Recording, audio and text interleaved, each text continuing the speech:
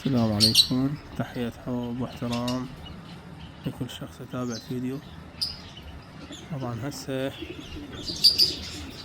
فيديو مهم ومفيد لكل شخص لناي الطيور بشكل عام، خاصة الطيور الناعمة مثل الجاوة، كوكتيل، طيور الحوب، غندورة، العادس. هسه تقدر تذبح طيور بالمحمية. هذا الشغلة ليش؟ الجو لا هو حار لا هو بارد، حتى يتأقلم ويا الجو. من يصير الجو بارد الطير راح يصير عنده مناعة كافية. أما الطيور فصل الصيف ليش ما تعيش؟ لأن انت كاظب جو حار، لو بتجيبه بالمحمية شو يصير بيه؟ لازم يراد له فترة حتى يتأقلم. جميع الطيور بدون استثناء.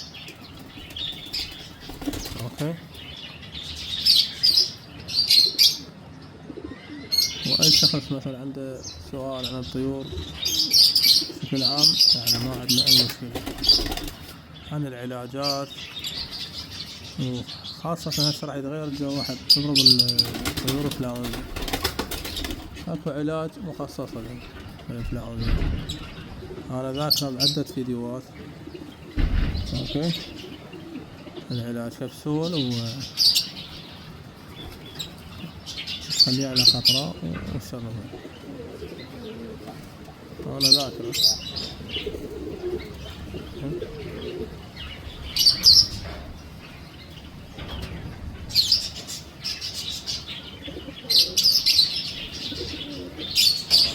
الحمام كذلك، الحمام هم طلقة تنفسية.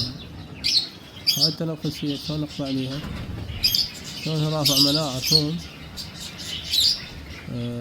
نخليه إلهن ويا العلف أفضل مو ويا الماي، لأن ويا الماي راح يخيس وما تصير بيه فايدة، ويا العلف يصير أفضل. أوكي.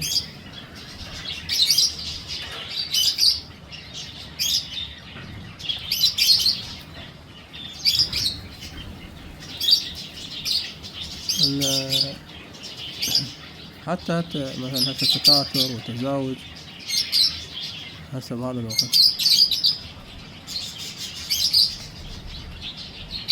الجو بارد حلو، الأفراح حتى ما يطلع ما يطلع ميكروبات، والجو حار وكذا، وبعدين برد لا هسه ماكو لا برد ولا شيء، هسه يتكاثر بشكل مو طبيعي.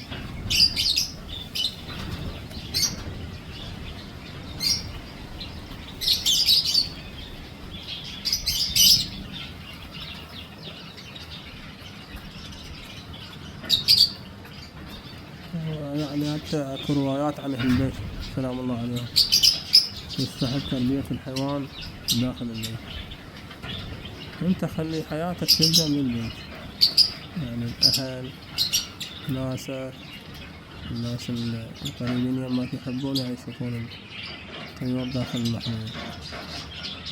قبل ما كان هذا الشيء موجود، هسه الحمد لله متوفر وبكثرة صار. أغلب الناس محميات موجودة عليها. اوكي.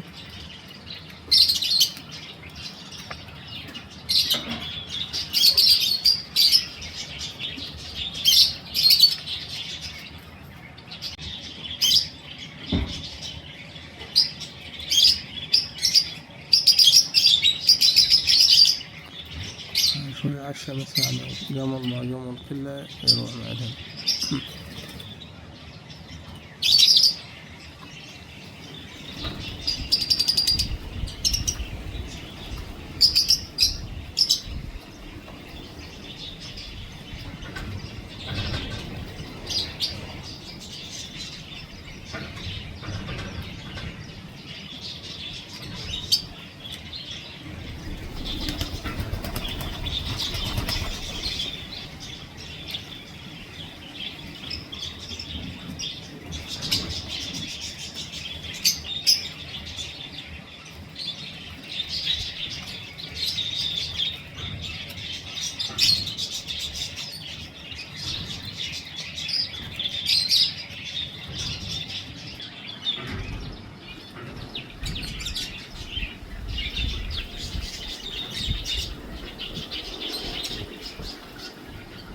بدأ يعني خبر حتى الزرع بداية جديدة.